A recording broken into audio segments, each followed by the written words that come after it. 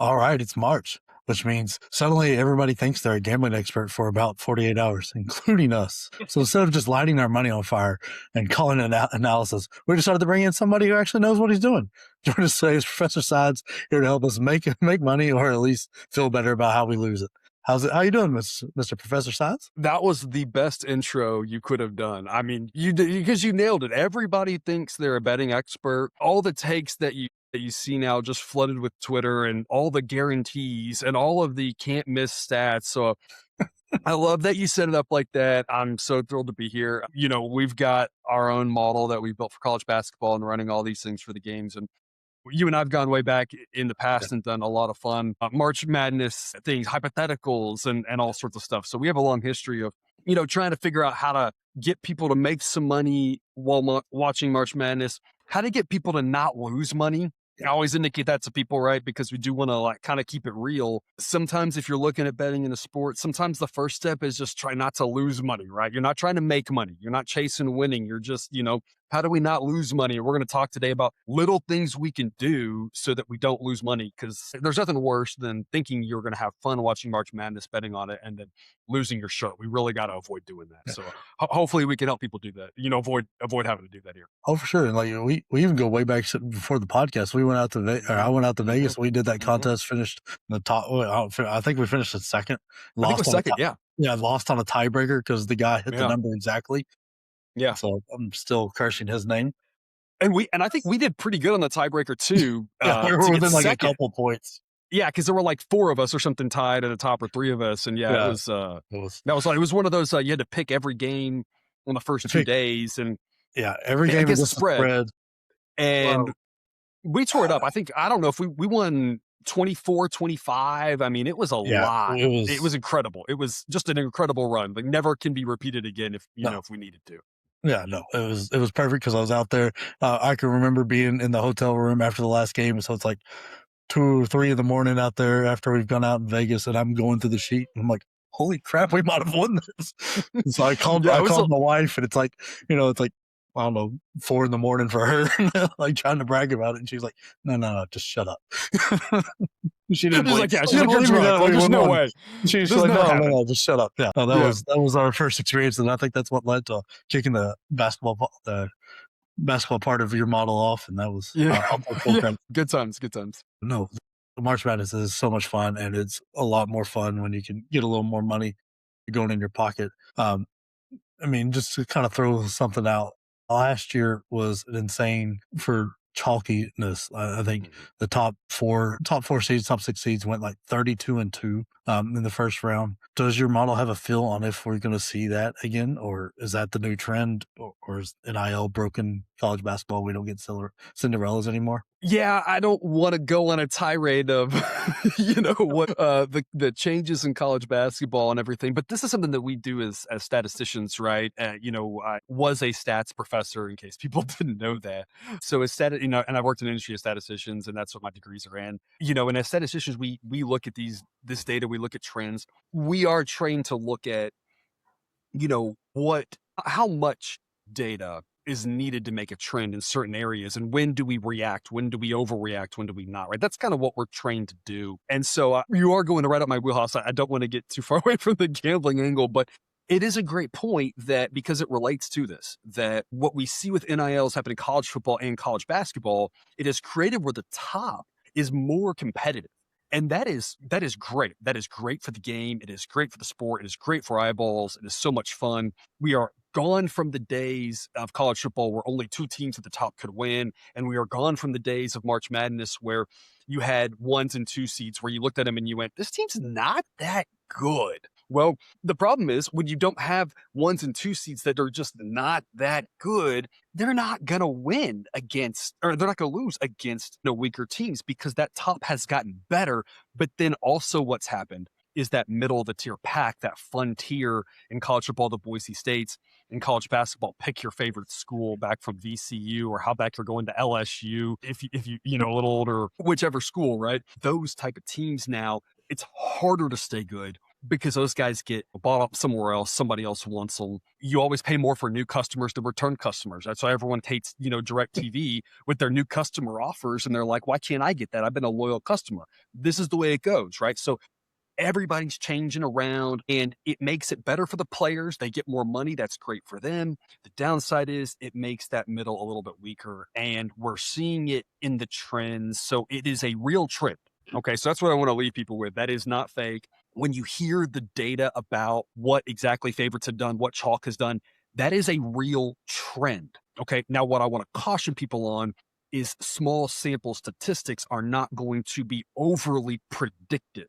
And that's where we have to be careful. And the reason why, number one, when you talk about the spread, the sports books know the same things too. They have adjusted. I'm not looking at my model going, oh, the sports books haven't figured this out. Like they know this stuff. They've hired 100 people as smart as I am, smarter than I am probably, in order to figure this stuff out. And they know more than I do about this stuff. They know those things. So they're adjusting too. But on top of that, even when you look at just the straight up and the percentages and things like that, we need enough data to really calibrate the system to know. And when we talk about margins of error and stuff like that. And so if you see a trend and it's something like, last year, 12-4, and you go, oh, wow. And it's like, but that's not going to say it's going to hit at 75% this year with a sample size of only 16. This year, if the truth is 75%, we could see 90%, but we could see 50%, and neither one of those would be surprising. So we have to be careful about taking that data to the bank while also understanding the trend and what you're hearing underneath it is true. So I'm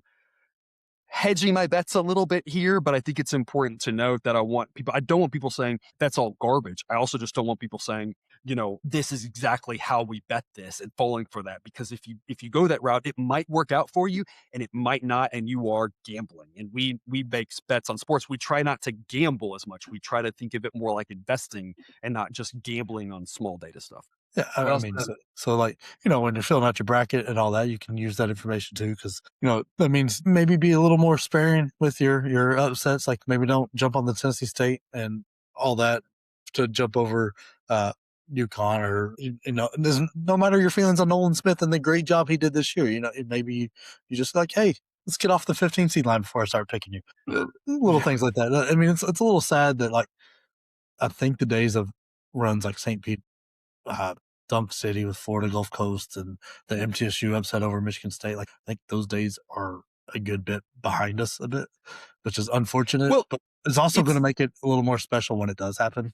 Because Exactly. And that's what I wanted to come back to people. It's not like it's dead. It's just we're changing probabilities. That's all. And it's gone from, and some people would argue this is what should happen, right? When you think about variance, you got to think about, do you want more variance or less variance, right? And some people would argue the system needs less variance. Well, that's why a lot of conferences changed their rules to try to get their better teams, that they wanted less variance. They wanted the better to be better because it was better for them, right? So the question about this isn't, you know, is the system broke? The question is, how often do you want to see a 16 seed win?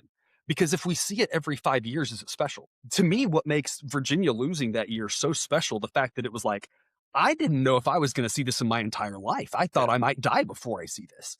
And it happened, that's what made it special. So I don't think it's necessarily bad to say that that's going to happen less. It will still happen. It's just now it's going to happen with less frequency, which means on the bright side, Jake, like you said, it'll be that much more special when it happens. It just won't be happening quite as often as it looked like it might start to happen there for that small little stretch. I don't know about you, Brad, but my favorite tournaments are ones we get chaos in the first round, and then after that it goes chalk. Like I don't Yes. want to see St. Peter's get demolished by North Carolina and the Elite Eight, and it's not even close. And North Carolina's getting the cakewalk into the Final Four. Not just because I hate North Carolina, but just because, like, I don't want to see the lucky 13 seed get there either and just get handled in the Sweet You don't 16. you Not as don't much. want you don't want the memory of those games to be that you won't remember the games. Yeah, You want the memory of the games to be the overtimes and the crazy finishes and the yeah, buzzer beaters. You don't want to be like, yeah, I remember how bad it was. That's not good. yeah. Like that. Like those. So the best tournaments That have a Butler ton of championship chaos game. in round Oh, one, and then after that,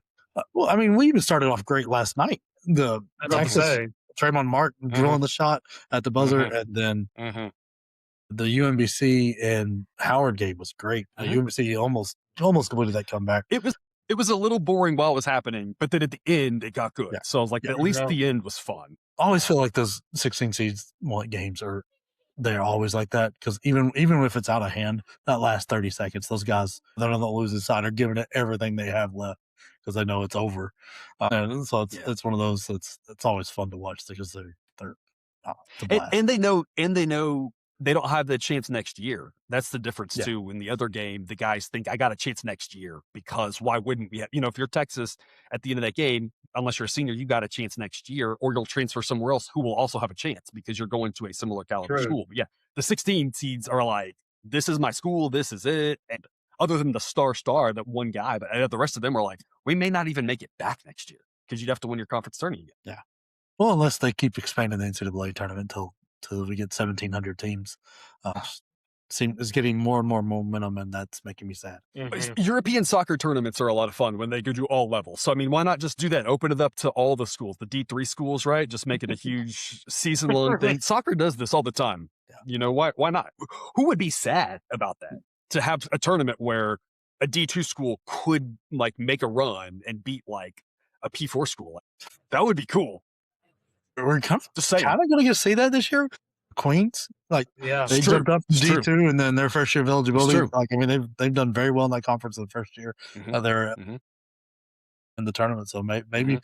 maybe we'll see it. Maybe we'll see Yeah. Queens take it on somebody. See it if they do that, everyone's gonna go for my idea. We just got to do like the European soccer leagues do this stuff. We might as well do They that. built us the roadmap.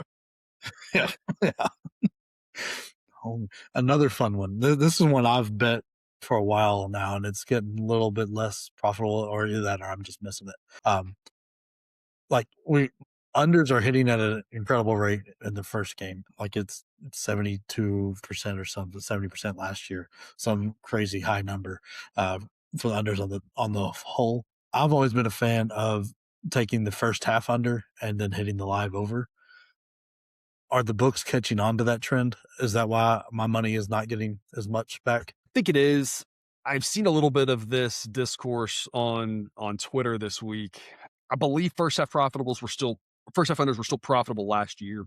It's it's been a trend that I've invested in as well over the years. To varying levels of success. There was a couple years that they just tore up Yeah. and we were just making money hand over fist. And then I know there's one year where they actually lost, but like the next year they won again. What I noticed, what I observed is over time, the first half totals started to drop, but the game totals didn't. And I noticed this when I was modeling some stuff, toying around with it from regular season stuff, that the difference between the first half total and what the implied second half OT total would be grows larger in the postseason. And then here's the interesting thing, people, to show you from how surprising this to me, again, as a trained statistician of way too many, I don't want to say how many years now, how surprising it was to me. I was taken aback because my brain noticed that trend without collecting hard data analyzing. I just noticed it over the years. And then after I noticed it, I noticed that gap continued to get bigger as the years went on. But the books were adjusting this slowly and have been for a period of about a decade now. And that is really surprising to me. They And shouldn't be so, allowed to do that. Should do it you all at know, once. Don't slow boil me like when you have a crab and let me get used to it and then slowly take all my money. I don't want that. Yeah. Either take it all or don't. I can tell you, I think I know why it's happening. I think it's happening this way because their incentives, and what we talk about, there is a way you can win at sports betting. The issue is it's not what most people sell you. The way to win at sports betting is to say my incentives as a sports bettor are different than those of a sports book. And your idea is to figure out where that gap is the largest. And if you find situations where you can find a discrepancy there because they're worried about who might bet what number and what happens with large dollars, and you just come in with your $50, you can have a huge edge. What I mean by that is this situation. I think the books knew that the first half unders, that this was a thing for a long time. And what happened was if they dropped that first half total to where it should be, the amount of money would be such that if they weren't confident in their play, they would just lose their shirt. And so they were like, oh, it should be lower than this, but we can't go too much lower, but we're going to make it lower such that more people still bet the over than the under. And they did that, and then they underhit, and then they did the same thing next year, and more people still were betting these overs because they were thinking about other trends, and people like us were noticing this under trend and looking at the more recent data, and the books are doing it slightly different than we are because they've got a different consideration to think about than we do, and we have to use that to our advantage. And so, Jake, again, I'm going to hedge my bets here and say yes to both. Yes, that's a trend. Yes, I still think there could be an angle there. I think the real edges are getting smaller by the year. That doesn't mean they don't still exist. It just means the days of me saying, I feel really confident I can do this 32 times and turn a profit is I'm like, I probably could, but I don't think I'm as confident as I was last year. And I would have said every year before that. I'm losing 3% confidence in that statement every year because the books keep adjusting a tiny little bit more. So it's something I look at. I like it. I wouldn't go too heavy on it, but if you find some spots, there probably is still a little bit of meat left on this bone. I just feel we're starting to run low on It's unfortunate because that always saved me from when I, you know, that was my insurance, so I could pick on some of the upsets and maybe hit some of the money line, the big Yeah. numbers there. Yep. So I've got to find my new insurance. Yep. Yep. You know, like the one I know it's going to be there, so then I can take some chances because I like trying to shoot for the moon. But that's just me. I Speaking of, think we'll see more of that later in some of your picks. yeah, I don't know. You know, I have fun. It's I know, like you always said, don't bet your eating money, but you can eat your betting money, kind of thing. Like this is fun. Mm-hmm. Mm-hmm. Yep. It should always be. The idea is it should always be money you can afford to lose. And so if you're having fun with it, if that's your mission, then have fun with it. As long as it's money you can afford to lose. Maximum entertainment is a goal. It's the thing. Gambling can serve multiple goals. Maximum entertainment, have the fun. It can serve the profit. You do you. I'm not here to judge. Just as long as it's money that you can afford to lose. That's just I got to do the PSA every show. Brad, you got anything? No, I think that's really interesting. The fact that talking about the totals not necessarily moving as much as with the like the first half, like that's a very or the half totals in general. I think that's something I never really thought about paying attention to. I mean, it's Yeah. it's especially interesting as we've seen totals rise over the last few years, Sure. like game totals, and so it's like Mm-hmm. the under, especially the first half under the tournaments hasn't moved with them. Yeah. And it's that same thing. It's I think they were thinking about lowering it already Mhm. because the trends, but then we've got to back it up, and so it's going to stay the same while the other one goes higher. And there is a basketball explanation for this. I know I'm just a math nerd, but from a I always think if you cannot explain any statistic that you see, any trend that you hear, any model thinking that you have, if you cannot explain it in terms of the system you're working with, then you shouldn't trust it. And this one is a trend that makes sense from a system standpoint when you think about the game of basketball, because what happened was people didn't realize just how different the postseason game is than the regular season game. And that manifests itself in two ways. Number one, early on, teams being really tentative, really slow, feeling like we've really got to fill out the shot clock. It also manifests itself in playing in different gyms and different arenas and different backdrops than they're used to, having a harder time in the first half, hitting shots in the second half. And then it manifests itself because the fouls start earlier and go harder and go more often at the end because your season's on the line. And so you make your halftime adjustments. Oh, now we're going to pick up the pace. Not every team does that, but more teams are coming in kind of cautious at the beginning, and then we're going to adjust to whatever. And so we can explain this trend from a basketball on the court standpoint. And this is what's happened. It's just that for a while, the bettors and the general public didn't realize it's a big difference between regular season, how that same idea plays out to postseason. It's so that just it's turned up to 10 basically. It's almost like we consider travel a lot. This was a big reason to me. We consider travel for away games, but as soon as it's a neutral site, we don't consider it as much. Like, like the East Coast team going out west, all of a sudden Mhm. we don't care about that because it's not a conference game where they're playing at somebody's house, even though it's the same distance, same overnight issues. And then Body also, clock issues yeah, potentially on depending on which way you're going, and just yeah, playing at weird times, and it being feeling like earlier starts than you're used to necessarily. Legs having a hard time getting underneath you. Right, second half they're feeling a little bit better.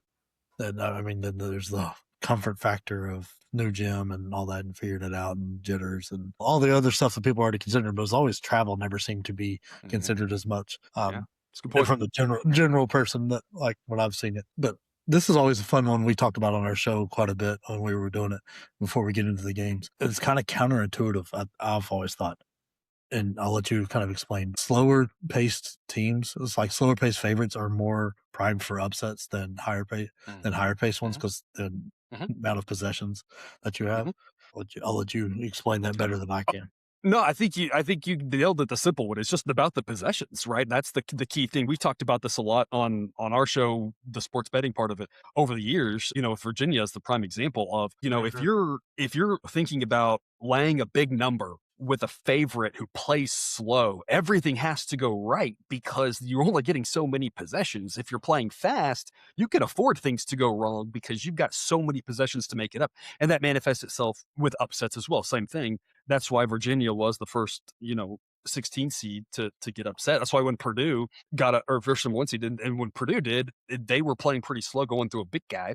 Is that same thing? If you have fewer possessions, flukier things can happen. It's actually the opposite of what we were just talking about with trends. You want to make sure you have enough data to feel good about it. And that's kind of the point. If you're the better team, you want more data to prove it, just like more data proves any trend.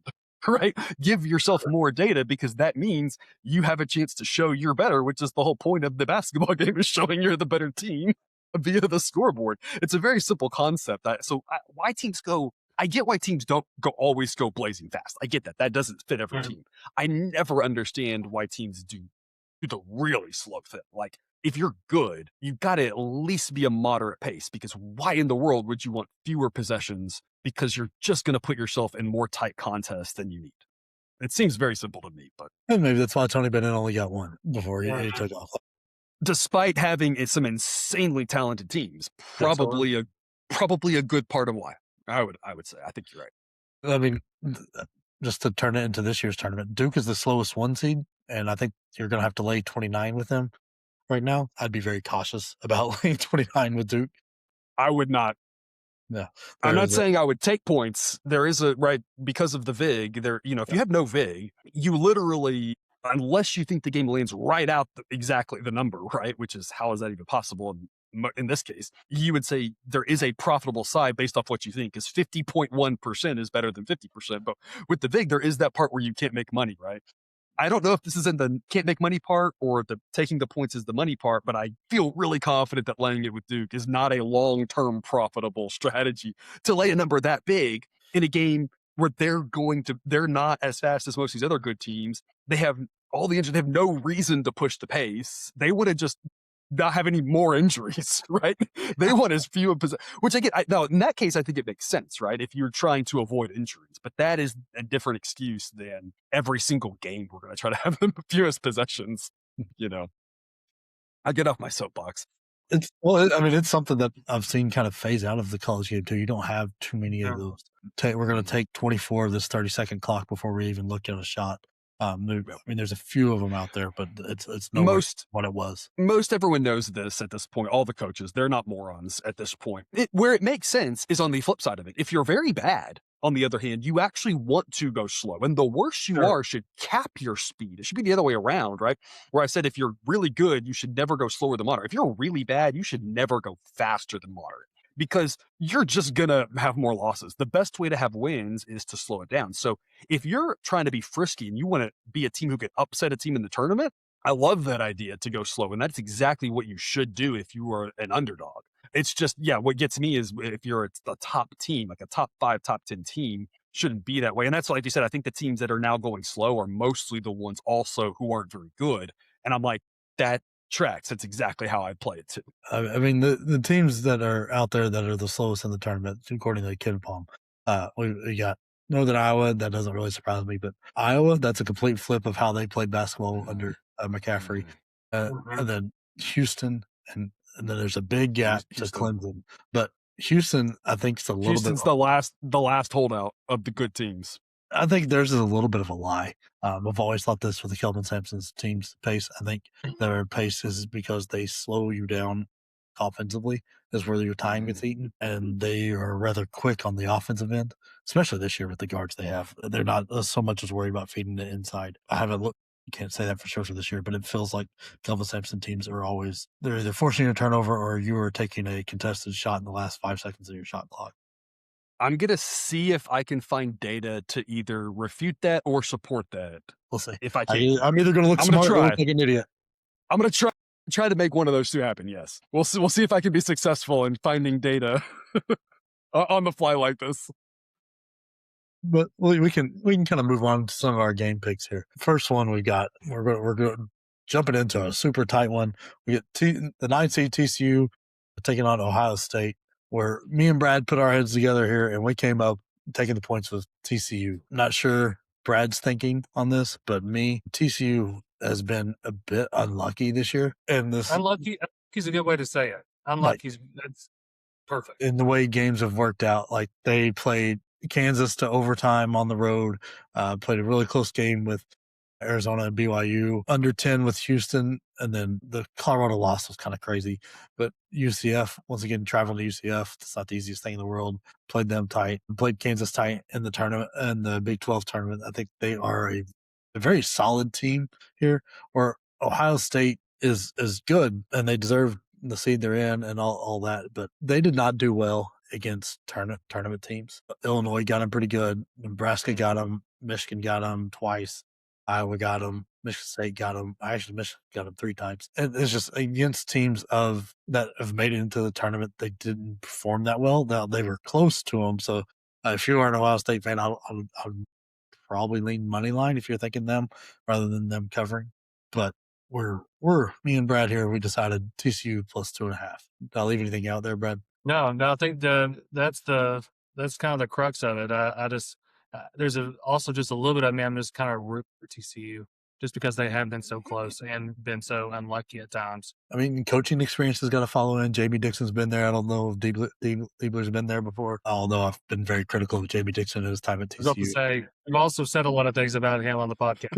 It's not been great. I think he cost himself the Kansas game by a long shot, and I think he cost himself a couple other games that you can't really put on the players, but it's beside the point. I'm not going to give you not relevant. Not back me. You know what I always say is never let facts get in the way of a good story. So kind of sounds pretty. Yeah. Yes. That's one of those. Does your model see anything different there, old Professor Sides? You know, it's interesting. My model would lean Ohio State. It's not really confident. So it's not in a spot where I would say I think something's up here, and I think we might be at a spot where, we can just use my model to help us profit. I will say that the model's read on both of these teams relative to other teams has been fairly close on average. It's not really been too high or low on either team. I like what y'all said. I think my thought is if I was going to back Ohio State, I'm definitely not laying 2.5. It was 2 earlier in the week. I don't know what it's at now, especially when you're watching this, and obviously shop around because again, those little differences can matter. But if you're seeing 2, that's at least palatable for me because teams don't often win by 1. You saw it with Texas last night, up 1 late, really late, still wins by 2 in regulation. Teams don't often win by 1. It's not impossible. It will happen this weekend, but it's not going to happen as much as you think. And so I don't mind laying 2. I would say if you like Ohio State, fire away at 2 just because it's not like it's a full slate Saturday and you're really pressed with your bankroll. You shouldn't be raising the amount of money you're betting on this higher than anything that you did in the regular season. And if you're recreationally doing it, then you're probably not thinking about a concept like a bankroll either. And so if you're looking, there's not a lot of games early. If you're looking to fire away, I think laying 2 is okay. I'm looking to lay 1 really to feel like I like it and I really think we should all invest there. I doubt it gets there. At that point, then you start thinking the other side.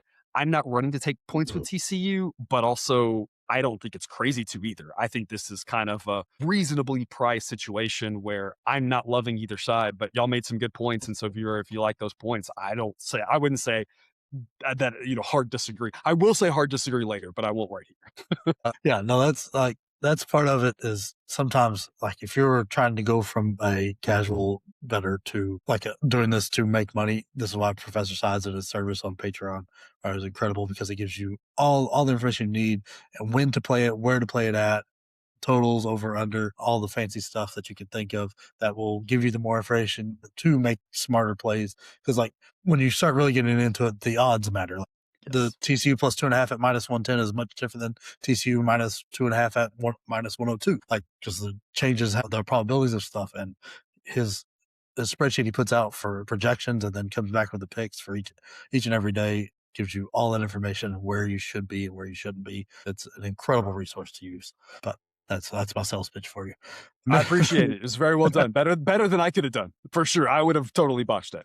Because I am a benefactor of it, and it has helped me out a lot. So I can't say enough good things about it. Well, you say I'm a terrible salesman, and I think that's part of it, is because the best salesmen are the other people who are using the product. Like, I feel like people like y'all could sell this stuff better than I can, because it benefits y'all. So yeah. Yeah, it Oh does. yeah. It really helps out. The second game we're going to cover is 13 seed Troy taking on 4 seed Nebraska. This is everything that I think is wrong in basketball at the moment, which is Nebraska is so 3 dependent that it drives me nuts.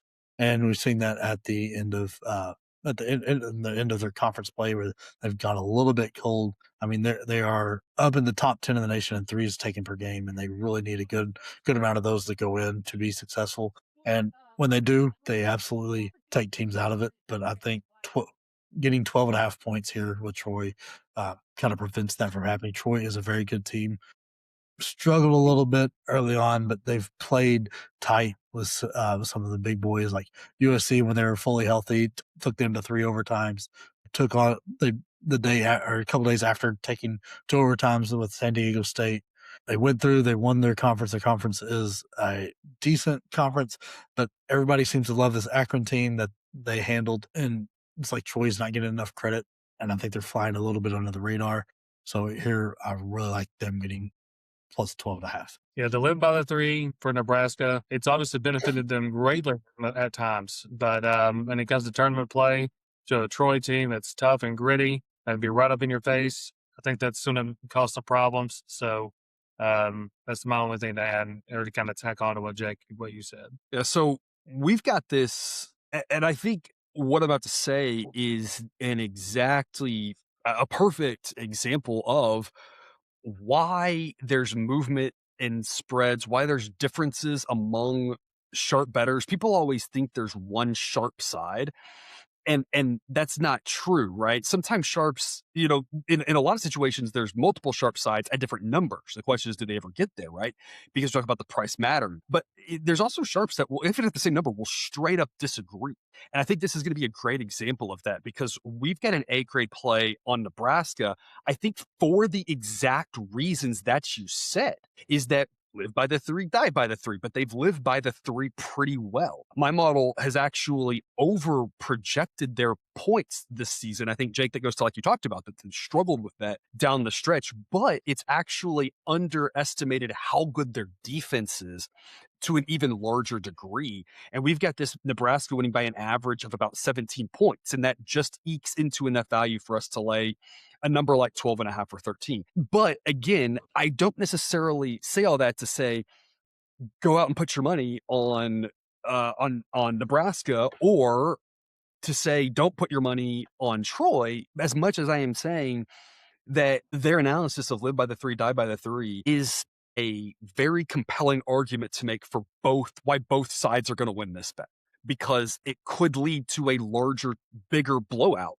And that's what my model's seeing, and saying there's a lot of those outcomes. It could also lead us into one of those weirder ones where, Troy pulls an upset. It's a weirder looking distribution because of that. And so it just kind of depends. And so the math nerds like myself say, on average, it works out. And I'm just playing the averages. You guys say, hey, March Madness is we were talking about earlier, March Madness is a little bit of a different animal. Is this the right matchup? And do we think that the on average is going to play out? I don't know the answer. And by the way, however happens in the game, how it plays out, we only still see a sample size of 1. Doesn't necessarily prove anything. It's just to say, in the one that we saw, one of those things will take over. We just don't know which one it will be. But like you said, how many 3-pointers Nebraska hits going to go a long way to determining who covers this game. Oh, yeah. I mean, that's their distinct advantage in this game, as well as and I think this is tied for the highest total on the board at 163.5 currently, but it's a little more juiced on the over, which is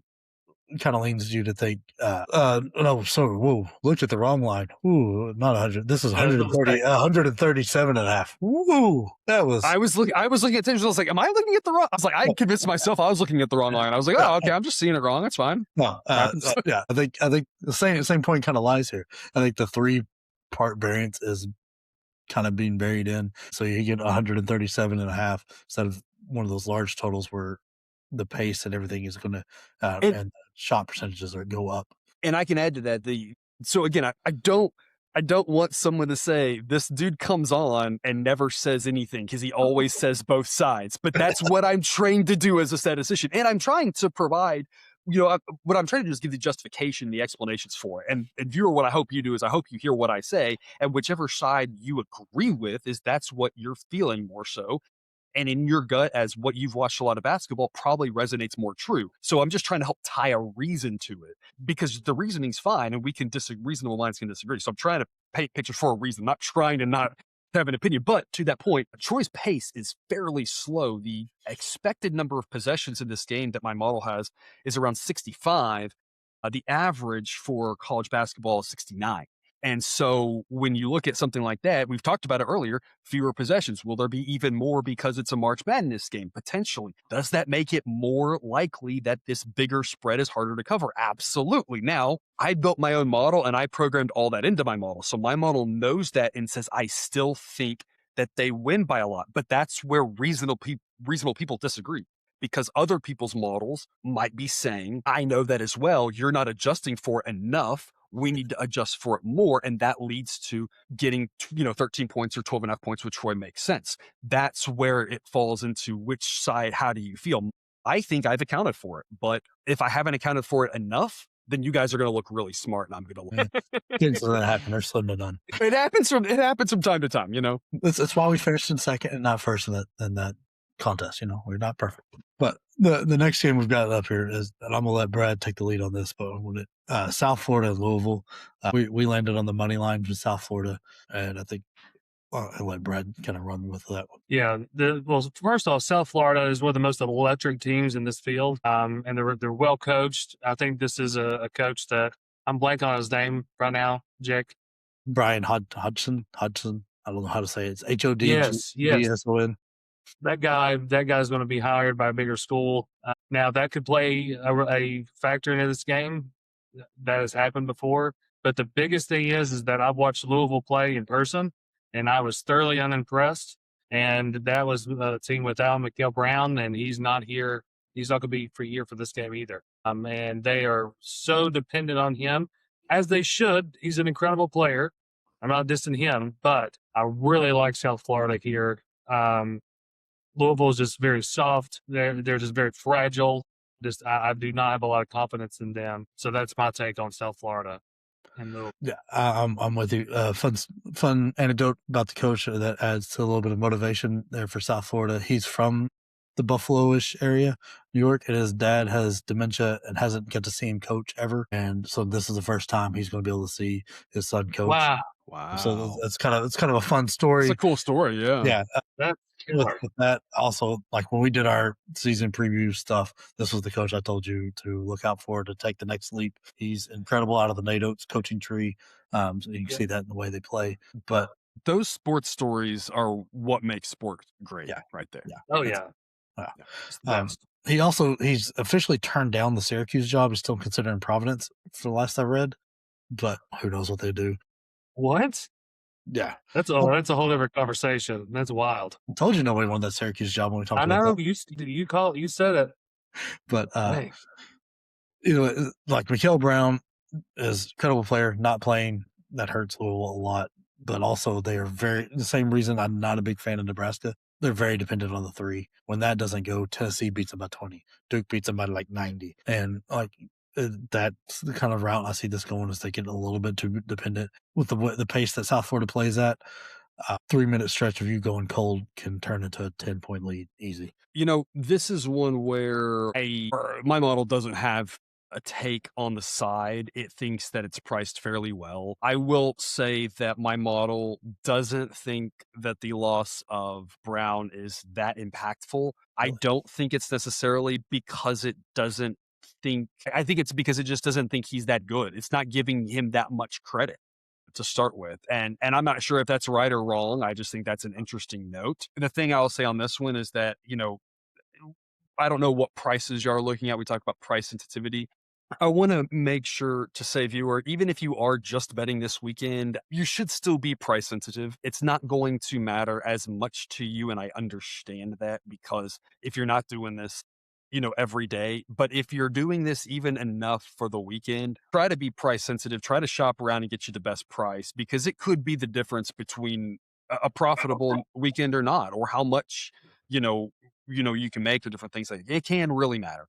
And I say that because we've got, South Florida winning this about 1 out of 3 times. And so if you're getting plus 200, I don't think that's a crazy play at all. And so I'm totally fine with it. My model doesn't know the situation about the coach and his father. So if there's any boost for that, then that would turn that into an even smarter play, But to say that my model, again, looking at saying 1 out of 3 chances based off what y'all saying, could it be higher than that and up towards, 1 and a 2 even potentially? Maybe. I don't think that's reasonable. So yeah, take the plus odds. Anything can happen.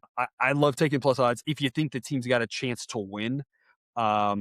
Because with getting the number like 5.5, you just never know with those late fouls in March Madness. It gets worse, and it's just a little more annoying to me. I'd rather just have the money line at that point and say, I'm going for a little bit, I'm risking a little bit less.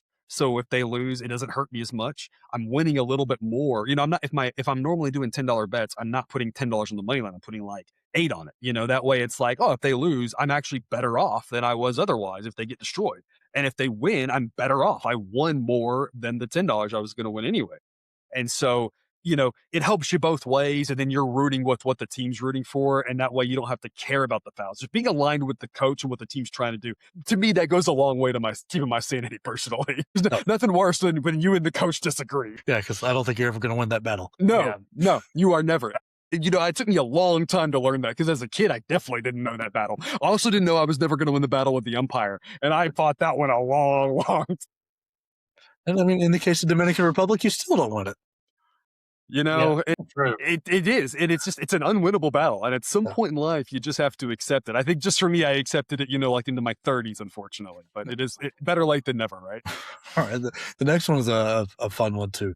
So we got High Point. Oh, gosh. Now do I have to tell the story of when I got tossed from my old man baseball league because I cussed at an umpire? Because, oh, my. Yeah. Do that. Always good for a good story time. Oh, man. I play an old man baseball. I mean, we're all in like our mid 30s at this point, on Sunday afternoon once a week. We're in the playoffs and we're playing it's best of 3 playoffs. Like we're real baseball or some nonsense. We don't got enough pitching. You had the arms for that.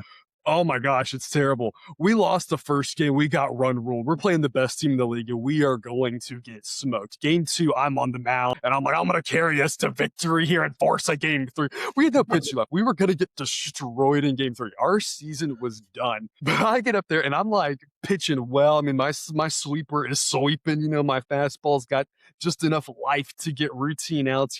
We're scoring runs out of nowhere, and they've got arms. They've got guys coming out of the pen throwing straight gas. I mean, I'm talking like 78. I mean, they are throwing smoke. And I'm telling you, people, I play college baseball. I faced guys who got drafted. I faced guys who played in the minor leagues. I've seen 90 miles an hour showing. And right now in my life, 78 is gas. But they got multiple guys doing that. Anyway, we're hanging in there. I don't know what the score is. We're hanging in there. And there was I'm pitching.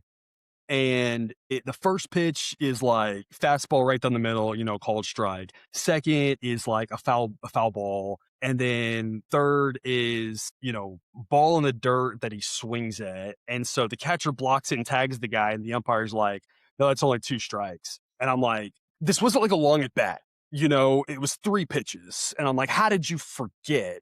And how did you not have your little clicker thing? And he just wasn't paying attention. And I'm like, I don't know, like, we are literally paying you. And I'm like, how do you miss this? And I turn around to the field umpire and I'm like, hey, can you help me out? Cause like, it is like, can you, and he like goes and talks to him and they're like, no, it's 0-2. And I'm like, okay. And I'm like, I said something and I wasn't happy, but I like let it go. And then later, like the same thing happened, but we were batting and it was like the other way around. It was like the guy thought it was ball 4. and he like drops his bat and takes off, and the ump's like, no, come back, it's 3-2, and then he gets out in the at bat, and like in mine, like the guy gets a hit, and it was so we got screwed in the weirdest way possible twice, and I'm like yelling, you know, and I'm trying to keep my guys from yelling, and because I have to yell as the manager because I can't have my guys thrown out, right? This is the rules, you know. That's the league rules. You can't have players yelling. Only one person talks with anger to the umpire because it has to, you know, it can't be funneled. It has to be funneled. It can't be everybody, you know, screaming and cussing at the umpires. And I'm pissed off too, you know. And so I'm letting, you know, but whatever. We move on, and then something else happens, and like there was a bad call made. And that bad call, it wasn't like the worst call in the world, but I lost it. And I turned and I was like, and it's all your effing fault. And I turned around, I was like, what are you? I just, he tossed me. And I got my money's worth, man. I was yelling and screaming. I was like, I let him have it. Because I was like, we're paying you money and you're out here like not even paying attention. And the other guy's like not even going to help me. And that was the guy who made the bad call. And I'm like, both of you guys, I'm getting red now talking about it, man. I'm like, yeah. So, you know, maybe it took me a long time in life to learn that you do never win against the umpire. Hey, you know, you may have hurt his heart enough that he changed his ways. You never know. You may have won the battle. I can only hope. Lost the battle.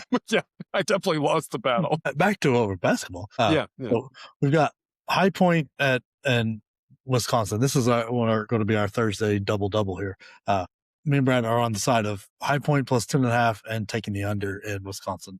From the under perspective, 163 is a ton of points, especially in, like we talked about earlier, that things tend to go a little slower in the first half, a little more feeling out, a little less comfortable shooting. But I think the pace is where everybody's caught up on it. And I think it's going to take just a little bit of time to get that pace going, and I think that little bit of time will keep us under.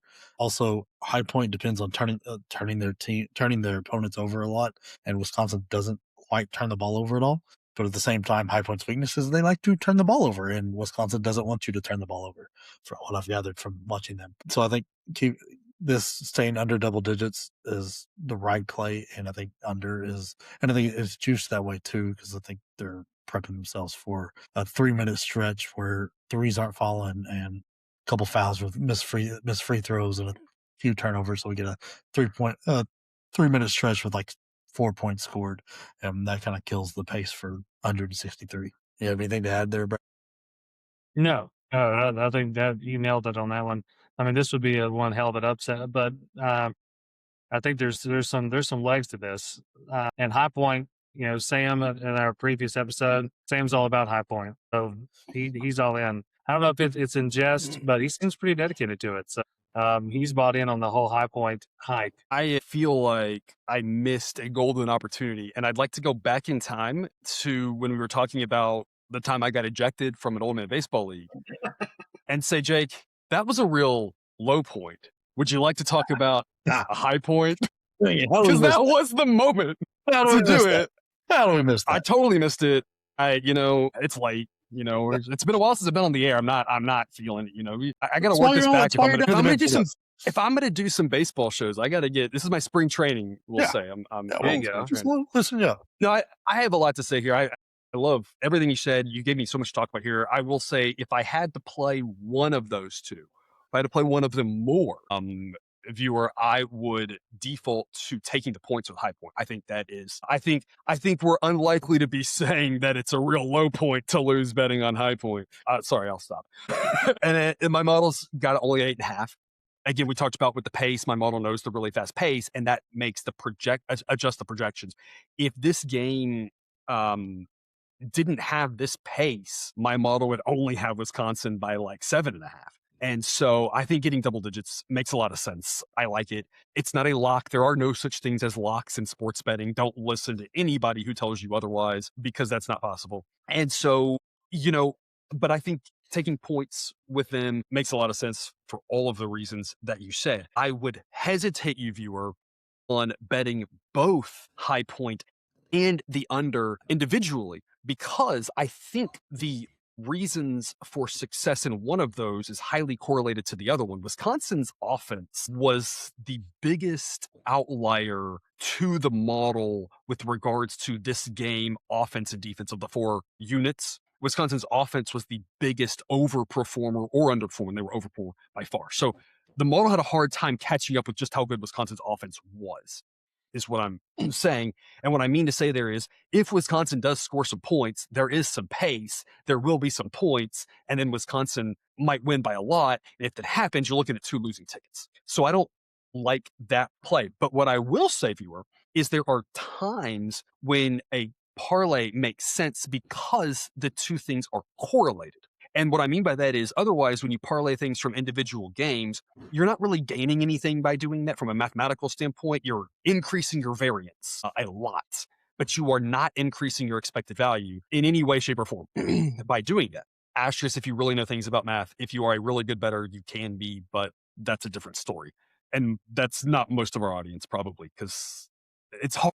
It's hard to be a winning bettor. It really, really is not. It's just really hard. That's all there is to say about that. And so, but in this case, these 2 events are actually what we call positively correlated, because if High Point does the things you're talking about, that's going to keep the points down despite the pace. If the pace isn't as much as we think, because we talked about the first half being slower and we still haven't adjusted enough for that, that's going to make to fewer points. And so as we are more likely to have both lose, we are also likely to have both win. And that's where, because of that, from a mathematical standpoint, the probability that you win can actually be higher in this type of parlay. So if you are the type of person to do that, I think taking the points in a parlay with the under makes a lot of sense, because I think, given your reasoning there, I think you've got a slightly higher expected value off of that. That doesn't mean bet 5 units on that. It just means maybe like put a half a unit on that, because it's still 2.61 to 1 payoff, which is still pretty good, people. So don't get too greedy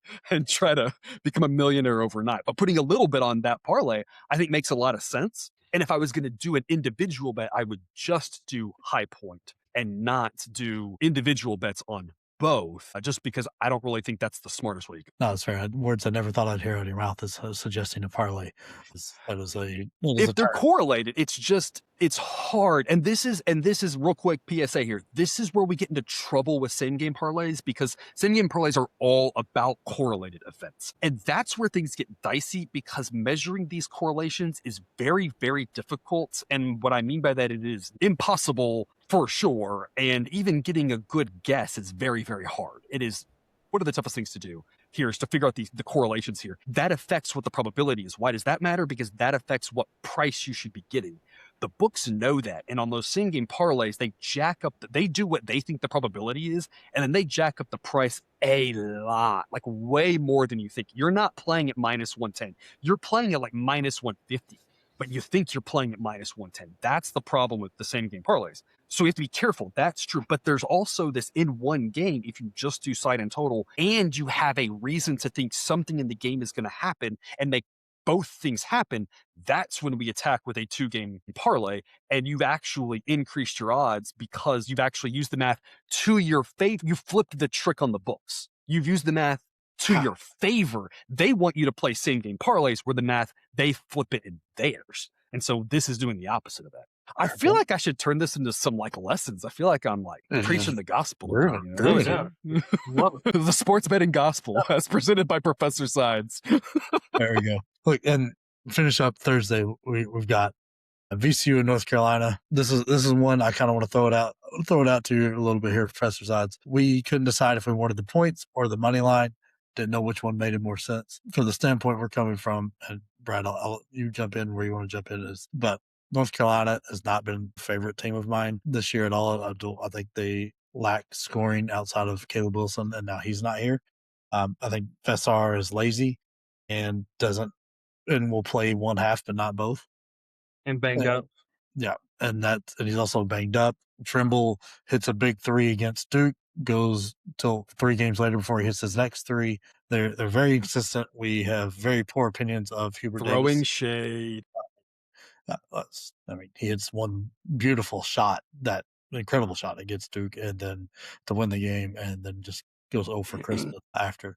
But Hubert Davis, not the greatest coach. There's a reason, even though his teams have done well, that there's a lot of heat on him because they're a roller coaster and up and down, up and down. And I'd be very tired and fed up with it if I was a North Carolina fan. So I like VCU. I like what Martelli Jr. is doing at VCU. They are a stud team that went through one of the best mid-major conferences, handled St. Louis. I think they got beat by St. Louis twice, but won the conference outright. Did what they needed to do. They beat everybody else that they had in their way with George Mason and Dayton, and who were all fighting to win this team. As soon as St. Louis lost, VCU is to play. I'm just not sure if we should take the side or the money line, or the money line or the spread. I love when I get to come on to a show like this because I get to give like my greatest hits of sports betting do's and don'ts. And I love it because I think it's what the viewer needs to hear. If they're, I'm trying to make sure I know you're drinking from a fire hose, but I'm trying to make sure we do all the things. I don't get to do this on my own show when we do sports betting picks because we we'll talk about the picks in the game, but we can't do that all the time, So it's a lot of fun to go through these things, but I think it's a great question. And I'm going to give you the shortest way I can explain this in two different ways. One's mathematically. My model has this as priced pretty well, so it's going to be pretty much even edges either way. And so I've got VCU covering at 51.7% of the time, covering 2.5. If you're playing that at minus 110, your break-even point is 52.4%. So that's a difference of 0.7%. That's basically break even. It's kind of that, like we talked about, there's no model that can ever be that precise. The model leans a little bit towards VCU, but not, just not enough really to think it gets over the juice. But if it's off by a little bit, like it could totally be a profitable play. It's a reasonable play to make. Don't think anything crazy about it. Moneyline's going to be a very similar story. I've got VCU winning 43.7% of the time. The break even for plus 122 is 45.0% of the time. Basically the same difference once you account for the fact that the money line has a little bit more vig as you get further away from even money. So what I tell people is really this, because from a mathematical standpoint, it's basically even. And so what you should do is trust your gut, trust what you like, do what you do, trust the omens, trust the stars, trust your horoscope, trust whatever it is, but just do something that you can sleep with at night. And if that's you looking at each game and saying, in this game, I think they're more likely to win or they're more likely to lose close, you do you. If in this, what I think personally, that's too much time to think about something that you have no idea what's going to happen. And Vegas, for the most part, 99 times out of 100, what I showed you there mathematically is going to be true. The money line and the spread edges are going to be about the same. And so because of that, what I tell people to do is have a rule. Either play the money line up until a certain point. I don't play money lines above plus 200. Well, at that point, I'll take the points. Or I don't take money lines. I take spreads as long as I can get at least 5.5 points, a touchdown, a field goal, whether that's literally in football or you're just using the lingo. And then otherwise, I will take the money line. Have a rule that you follow, or just say, I'm always going to take the spread. Have a rule that you follow and just do it. Because in my opinion, it's not worth spending your mental capital on where the mathematical edges are the same. And honestly, I don't think you're going to be able to spend a lot of time figuring out which ones win but don't cover, because I don't think that's going to be possible. I think the margins are going to be so small, no human would ever be able to figure out that trend enough to. And so just have some rule that you like, that you can live with, that you can sleep at night. And that's really what matters, because you got to keep your sanity if you're doing this at all, because they call it March Madness for a reason, right? Don't go crazy over something stupid. Just do something that you like. And as long as it's reasonable, you like it, and you're not betting with money you can't lose, then you can't afford to lose, then you do you, is what I tell. All right, Brad, what are we doing? We taking the spread with 2.5, or are we taking them on the money line? I give you a minute to read your horoscope and all that. Go outside, look at the stars. Gosh, I have so little faith in North Carolina. Let me take the spread. We'll take the spread. We'll take the 2.5 points. There you go. We'll add that too. There you go. Right. All right, we are going to do this ride or die segment here, where we're each going to pick a team to win throughout the tournament. We're going to make a $20 bet on FanDuel on this team, and every time they win, we're going to take our winnings and put the whole bankroll on the next round. So that way, only one team can win it all. So that way, we're guaranteed to lose all our money on this. But we're going to take them on the money line. Whoever cashes out with the most amount of money won at the time is going to be the winner between us three. Look, I'm going to go ahead and announce mine. I'm going to take Iowa State. Like, I think we get through first round easy. Minus 10,000 at FanDuel. Going to win all of like 4 cents. So then not going to make any money, but I just want to survive to the next day. So I can at least get to do this twice. But I also think their draw to get fairly far breaks pretty easily for them. I don't think Kentucky or Santa Clara really brings much of an issue. And I don't think Virginia or Tennessee really bring much of an issue as long as that offense stays. That's been my issue with Iowa State all year is the offense disappears. And when the offense disappears, the defense goes away. But as long as they can keep those two going together, playing offense and keep the defense strong, there's not a really an offensive powerhouse they have to worry about. And I think we can at least get them to the Elite Eight. And even the top of that bracket, like, I mean, Michigan is a very good team, but they're very gettable. Alabama just lost one of their best players. Texas Tech did lose their best player. Georgia and St. Louis. Like, so it's really just, can they get by Michigan, which, you know, they went to Mackey and won. Why can't they go to, I think the Midwest has played in Detroit. So why can't they go to Detroit and beat Michigan? And we can see them here in Indy. Yeah. It's a hell of a call there. I mean, all the points extremely valid for a team that you've hated on all year. So Look, what I think and my money are two different issues, right? no, me personally, I'm going to have to go with my Purdue Boilermakers, and it's not based on any logic or where the money's at or anything like that. It's like a bad girlfriend, this Purdue Boilermakers basketball team over the course of my 42 years of life. Like, I just keep coming back to her, regardless of how much she lets me down and cheats on me with the neighbor across the street and all that fun stuff. But here I am, ride or die with my Boilers. I feel like the first couple rounds, I think they should handle relatively well. And then you start getting into some fun territory with the Sweet 16 and Elite Eight, where I think you have some opportunities, especially if it's Arizona. And then if obviously, if my hopes and dreams come true and we make another Final Four, that includes a matchup with a potential Michigan or an Iowa State, where we'll probably be a dog in that one as well. I think overall they're plus 2,700 to 3,000 to win it all, and that'd be some good money for anybody following that. I mean, you're coming in at minus 20,000, so you're All already right. behind. So for me, You can win that. I'm going to Second go with Illinois, the Fighting Eastern Europeans. I'm going to go with them simply because I've enjoyed watching them play all season long. I've loved watching this team. They're exciting to watch. So I wanted to put my money where my mouth is, where I've been telling everybody how much I've enjoyed watching this team. But also their balanced scoring attack is impressive. I think that's something that will translate over well to the tournament. And also just some of the way this team plays together. I think that there's some cohesion there, and they're actually healthy. And that's something that's a big positive for, there's a lot of teams that can't say that, but I think the Illinois Fighting Illini can do that. So, and also I like their path here. I think that there's some potential for an upset with North Carolina BCU. So yeah, that may not help me with the money, but it'd be a way to advance and keep me alive here. And I think Houston could really be, I think Illinois could give Houston some fits. I really don't know what team Illinois can give fits to. And I think that's part of the allure about them. That's what makes them the sexy pick for me. And so I'm riding with the Fighting Illini. I like it. Like, Sam's in the hole off the get with Purdue at minus 20,000. So he's got some work to do. He needs an upset. We need Santa Clara to get there so he needs Kentucky to beat Santa Clara so he can get some better odds on that next money line that he's got to run with. But right now, I think we've got a 2-cent lead on him if my math holds. Yeah. So I need what I said at the beginning of the year to come to complete fruition. I need some big time wins. I need a gust from the God room, one of those for anybody Tin Cup fans. Yeah, we just need some help. I need my Braden Smith 41 jersey to come in. We just need some luck. We'll just stop it there, then I'll figure out how to. Here we go to Friday. Look, anytime I can stomp on Kentucky, I'm going to.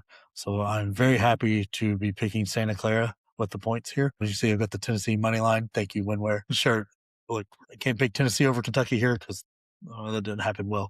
But I do like what Santa Clara brings against Kentucky. I think Kentucky and Pope just don't seem to have it going when they need it. And the Santa Clara team, as much as I disagree with them being in the tournament, that doesn't mean they are not a terrible matchup for Kentucky. They shoot the ball well. They're long. They're athletic. They don't turn the ball over. They force some turnovers. Get a little weak inside, but they do rebound the ball fairly well. So it's hit or miss, but 3.5 points. Kentucky's struggled to put teams away at times that they're not just leaps and bounds better than. And they've also given up big leads to teams that they shouldn't have and struggled to come back on, like the LSU games. Florida, they fought back as they seem to have a lot of trouble playing to the level of their competition.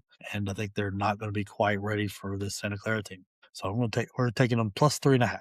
You have anything else you want to add, Brad, or did I just walk over every point you had? No, that's spot on. I like Pope. I just don't think that he's got this team. I think the locker room is still weird and wonky. There's some weird rumors that were floating around about some disruptions in that locker room, and I just don't know that that's fully ever going to be over. Something that you can overcome. So I feel confident about where we're at here. Would tell the story of when we had some issues in our locker room in our high school baseball team, but it is not appropriate for this show. I just have to say, I just had to do a double take because I was like, what world is it that Kentucky's matched up with Santa Clara? And in my head, I'm thinking, like, this is a old school, 5-12, 4-13, whatever type matchup. And I'm like, Kentucky's only favored by like 3. And I look and I'm like, and my model says that's not like stupid. I'm like, what is happening? Like, I mean, I knew Santa Clara was getting better and I knew Kentucky was like kind of in this awkward rebuilding ish, on the rebound, whatever. I don't know how you want to phrase it. But it was still a little surprising. My model would lean very, very slightly Santa Clara. I don't think it's crazy at all. Especially because my model hasn't quite realized how good Santa Clara is on offense this season. It's just been a surprise, I think, to the model just how good they've been. There's 2 ways to look at that. One way is they've gotten a little bit fortunate, and when they come back to earth against a talented team, then they're going to get it handed to them. The other way to look at it is, the model's just had a hard time catching up because they're just good offensively. And if that's true, then this really becomes a coin toss type game. And I think we're back in that situation like we just talked about with VCU and North Carolina, where you're saying, take the points, take the money line. Either one makes a lot of sense because anything could happen in this game. And I don't think we're very far from that. So I think what you guys said makes a lot of sense. All right, Brad, I'm going to let you run with this next one. This was your baby. So we've got Hofstra at Alabama. I don't know exactly where they're playing, but Hofstra versus Alabama. A lot of fun stuff in the news, but right now we're sitting at plus 11.5 with Hofstra, and we're on the under 1.5.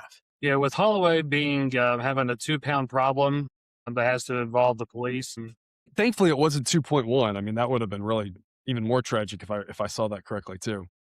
Yeah. And he's moving some weight regardless, or maybe he just has a problem. Really enjoys the devil's lettuce, and that's fine. The credit to, I don't know who on Twitter, but somebody on Twitter, I saw the joke, which was like, in this economy, are you really going to penalize the guy for buying in bulk? Like, I mean, come on, we're all thinking it, and we're all doing it, everything else, and I'm like, that is just. The tax stamp part is the funniest part of that. It's like a little throw, like we're back in colonial England. We forgot to put the stamp on it. Well, and Alabama being a streaky team in itself, and also being a terrible rebounding team, I feel like they just had a buzzkill of a year.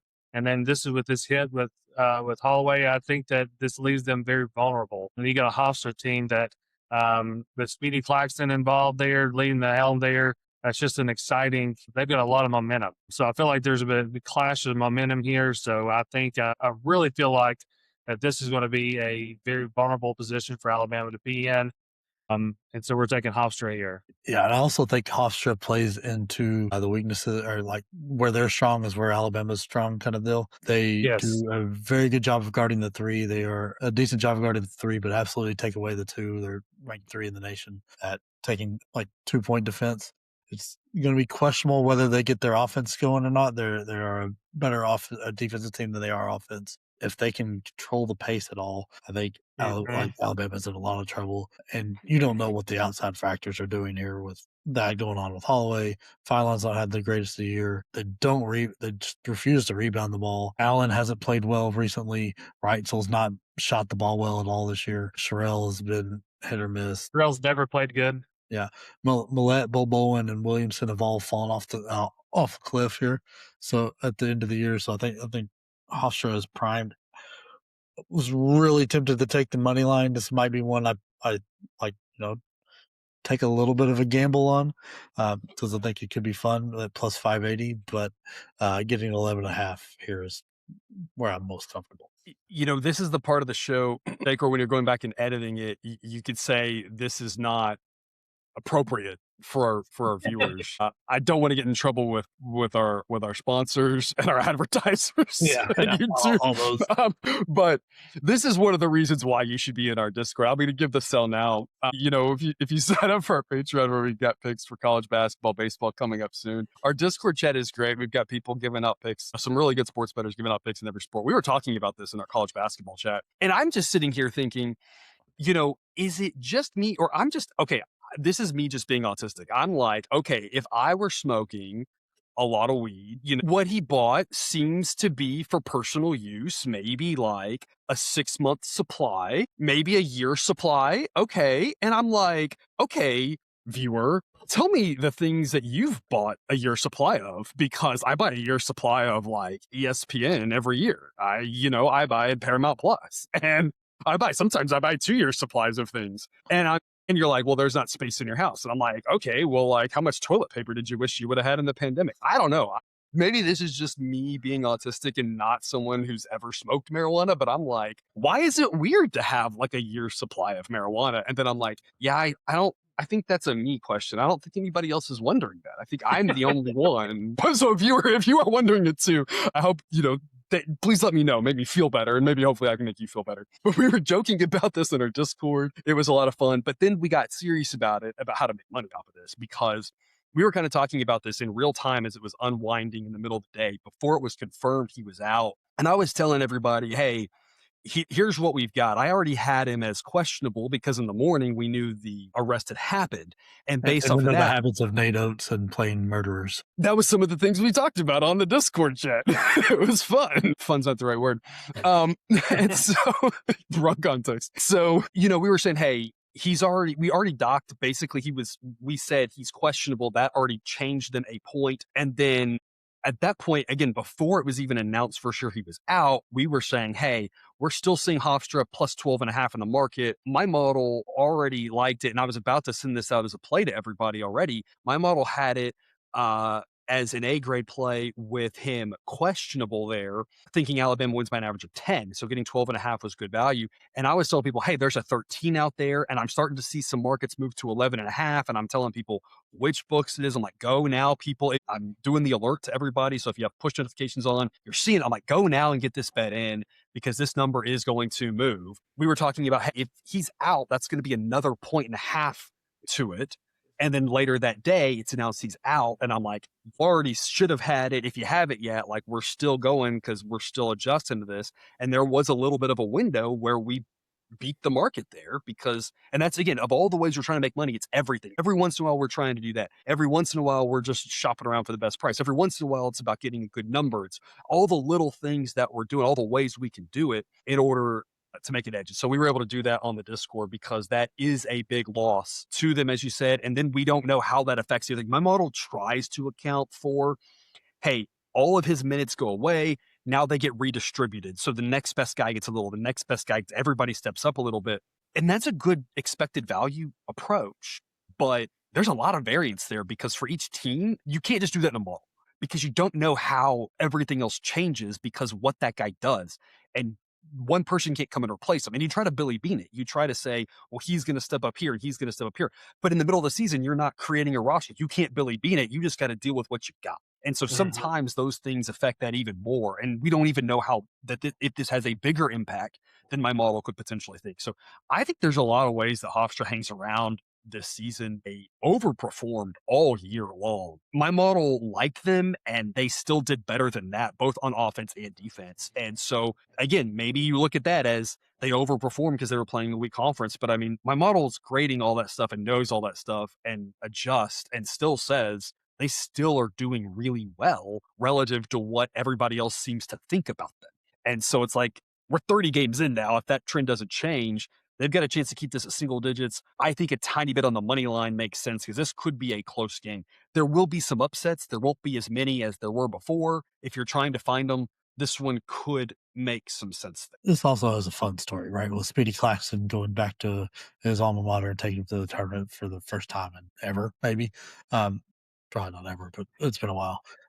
And I think Reitzel has a lot to do with the total too, because that puts a lot more pressure on Phylon. It's one less very very good player that or not Holloway. I keep saying Reinzel. Holloway. Him going out puts a lot more pressure on Phylon to do it, and it also allows you to relax on a shooter as much. Like you don't have to guard the shooter on the fast break as much. And if Hofstra has it going Hofstra's way, then that pace slows down. That's easier for them to be in control of it because if their shots going in, they can set their defense up. If they get the rebound, they can walk it up. And that drops the chances we get to 160 points quite a bit. I want to add here real quick before we go to the next game. I was so caught up about my high point joke that I forgot to mention one other thing I wanted to say about that game, which was that could be a really good first half under angle to look at, because my fear of, if you're looking to play both, that's another way to play it. Take high point for the full game, take the first half under. And if you're doing all the first half unders anyway, that'd be one where maybe you would put a second unit on, double your bet on, increase it by 50%. Don't do more than that. But have an extra play on that, because if what you guys are saying is true about that under, then that would be one where there might be a little bit of extra value, hitting it double ways on that first half under proposition we talked about earlier. I like it. I may just add that to my list. Mm-hmm. All right. Next game should be a lot more interesting. It's another 9-8. We got Iowa and Clemson, and we've got the same kind of styles make fights, but it's not exactly the same Iowa as normal. They're a slow team this year. They're very much Drake, and Clemson just forgets offense happens on the court for most of the game. So it's interesting to the standpoint of I don't know which is going to battle out, the team that plays offense or the team that only plays defense, but leaning towards the team that plays offense. So we're going to play the 2.5 with Iowa. And this is a trend that I've always followed in college basketball. A team of the best guards will win the game, and in this game, there's not a better player than Bennett Sturts, and he plays for Iowa. And in a tight game like this, I could very easily see this being tied, and he's taking the last shot, drills a 3, and then we go home happy. Yep. Yeah, totally agree. Sturts is this is he's got to play big. He can't hide in the shadows. He needs to be the guy. If he is the guy, they will win. Yeah, and I mean he's just playing doing ridiculous numbers. He's playing 93% of the minutes and as a usage rate around 34, 35. I mean, the ball is always in his hands. He's always doing something. And I think the fact that Clemson doesn't have a guy like that, I mean, Carter Welling is fine, but he's a big guy. And we've talked about this several times before. When your best player is a big guy, you still need guards to get him the ball, unless his name's Cameron Boozer. And that you're going to have a little bit of trouble. Also, like McCollum as the coach much more than I like Brownell. Like that Clemson game from last year is burned into my memory with that they had the team. They should have had, forget who it was, McNeese. They came out just deer in headlights, and McNeese just took it to them. And that was brutal because I was all over Clemson on that. That hurt big. I feel like you were the only one. I feel like everybody else was on McNeese on that one. Maybe it was all in the hearts, but we were all like, we love McNeese. We've been backing him all year. We were like, yeah. It was like, I was worried. I really thought McNeese was too trendy. I was like, man, I thought you were going to look smart. I was like, I'm going to be the moron here because this has been too good all year. And now everyone's talking about it. And I never watch ESPN. But I watched the tournament with my dad. He's got it on in the morning, and the only thing I hear about is McNeese State, and I'm like, I'm so screwed. Yep. Oh, I was on the island there. That hurt. Yeah. I mean, the second half, they won the second half by a good amount. It was just that first half they came out with deer in the headlights. Yeah. And I'm expecting something similar. I liked Iowa, sure. I'm not in love with it. I mean, I wouldn't bet a lot on this one. I wouldn't want to be invested a lot in this one, viewer. I think this should be one of your smaller bets because you're going to want to watch it. And this isn't the same sport. And it's, I think Iowa's a fine play. I think what this basketball game is going to be is not fine because the pace is abhorrently slow. And the offenses, I feel like they just make you want more. I feel like, I mean, at least Iowa's got a little bit of a pulse, like you said, but it's like, I don't know. It's hard to watch when it goes this slow and you don't have, to me, what feels like talent the right way. It feels like it's more like intentionally making us painful rather than skillfully. Like I could appreciate a 1-0 pitcher's duel. I could appreciate a 1-0 hockey game, but like I want it to be talent. I don't want it to be, I always say that but I don't, people say that like it's, you either can or you can't. I'm like, but if it's a 1-0 game and the pitcher's garbage, but the offense is just terrible and can't get the ball to the infield, like I'm not really loving that. I'm loving a 1-0 pitcher's duel when the pitcher's dominating, he's getting strikeouts, or the defense is making great plays, that sort of thing, when it's efficient, not when it's, dribbler to the pitcher, dribbler to the first baseman. Like, so anyway, that's what I feel like this is going to be. I hate this game as a game, so bet Iowa, but watch at your own peril, people. That's all I'll say. Coming up with the next game, this is UCF and UCLA, another 10-7 matchup. We've been high on UCLA here recently. We were down on them quite a bit to start the year, but we're going to flip the script because UCF is the play here. We like them on the money line. I think the injury to Dent and Bildo, they are playing, but I think there's going to be some lingering effects there. Also, I think that this is the kind of team UCLA has struggled with. A team that wants to play with a little bit of pace, that has the guards to do it, to make Donovan Dent's life hard. Fulks and Kegel, those are two very good guards, very physical guards.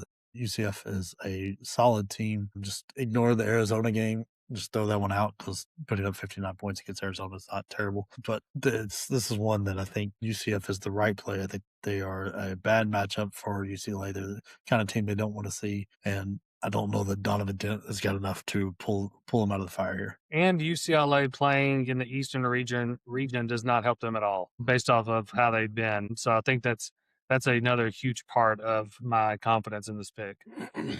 Yeah, I think for the Big Ten tournament, they like 21-3 out in the Pacific time zone.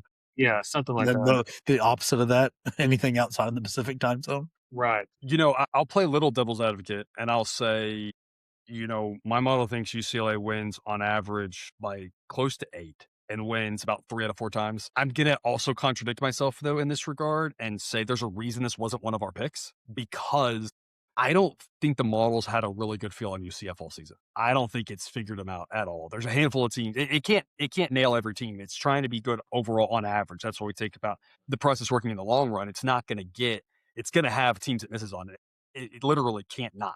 And UCF was really one of those. And so anytime, like the model just said, fade them all season, basically. And that wasn't really the smartest move. So I'm not really listening to it. So I'm going to actually erase what I just said. And instead, I'm going to play devil's advocate and say UCLA has been really bad going to the East Coast, but at least with the Big Ten now, they're getting more practice at it. So they should be learning how to do it better. That's definitely not a reason to bet on them. It might be a reason not to fade them if you were looking to fade them, but that's really all I could say in favor of that. But I mean, this is right at that point where late fouls could also decide this. And so who knows where it's going to go. So I do like the idea, if you're going to do something, go with the money line, because then you're at least aligned with the coach. Because, UCLA's favored, they should be favored. I don't really think there's a problem backing UCF. And like I said, I don't think a flyer on the money line is crazy because this upset could happen. This is one of the ones I've been harping on because I really like this UCF team. I like what Dawkins is doing. Cronin is not my favorite coach out there, but I'm sure he'll find a way to blame this on his players when they lose. Mm-hmm. I think for us, we've had so many losses fading UCF this year. Hearing that, I'm like, sure, yeah, I like them. I think they're good too, because every time I thought they're not good, they've said you're wrong. So eventually I'm like, okay, fine, you're good. So I think what you're saying makes sense there on UCF. And to finish this up, we're going back to the 7-10 matchups. We got Missouri versus Miami. And this one I'm going to have to eat a little crow on because I've been low on Miami this year and they've done everything to prove me wrong. Enough so that we are going to lay 1.5 here with them, because don't buy the consistency Missouri is going to happen. Missouri likes to beat good teams and hates beating teams they should beat otherwise. Just look at their last 3 games. Drop to Oklahoma, lose to Arkansas in overtime without a cuff, and then drop one to Kentucky. But same time, Miami has played strong and got better throughout the year. And yeah, their losses in conference since February are Virginia, Louisville, and Virginia. So the two teams that probably were picked ahead of them. So not surprising. The games were relatively close as well. All except for the last one, the ACC tournament, all 1-possession games. I think Jalen Lucas has done enough, or Jay Lucas done enough to prove me wrong. Where I get worried on this one, especially with 1.5, is the free throws. They're a very bad free throw shooting team. and that makes me a little nervous. Yeah, I think this is a tough one, but Coach Lucas has got them in a really good spot. They've had some nice wins, but they've also had some bad losses. Man, Missouri, another well-coached team. This one's really tough. I've gone back and forth on this one quite a bit. Not so fast, my friend. I'm just glad I had a pen right here because otherwise I was going to be grabbing scissors.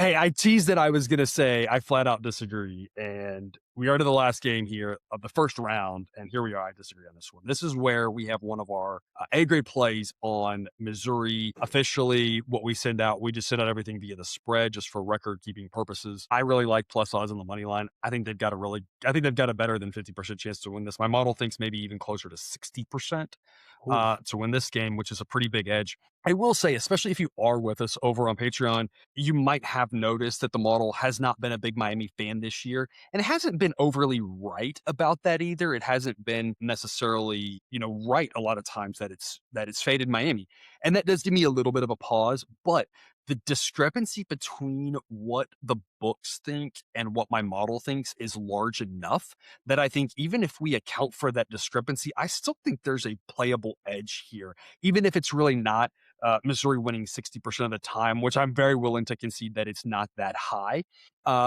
I think it would come down and be 58%, 57%, maybe even only 55%, but 55% at plus odds is well worth your money. So this is one where, other than before, where I don't necessarily have a problem going the other direction, this is where we are going head to head on this one. I really like Missouri here, and I know that Miami, again, has been a good team. And if you've been backing them this season, you've been pleasantly surprised. I just think at some point we're going to see that, as much as it's annoying to hear all the SEC so deep talk and about how losses are valuable, and I get that that's not like great for us as college basketball fans, and we don't love it, there is some truth to that, and that this Missouri team is just the better team in this case, and that's why I like to back them, especially playing basically in their backyard, which I think is a big deal as well. Forgot this game was in St. Louis for a minute. Still like Miami, but you don't have to agree on everything. I'm glad that we are going head to head on one of them. At first I was looking through, I was afraid it was going to be more, and I was like, oh, that's going to be a problem. But hey, we can go dog fight this out. We can't do that anymore. I'm glad. Just yeah. fight this out. We can fight this out and mano y mano here, and on the last game of the first round, and see who takes the championship belt. And an N of one, it's going to really determine a lot. Yeah. Well, and it's a 1.5 game too. Right. It's like a coin. Yeah. It's a coin toss game. Like we could also have a coin flipping contest. Yeah, that would be just as entertaining as that Clemson. Very, very, very excellent point. I can disagree on that last pick. I can't disagree on that one. Oh, unfortunate.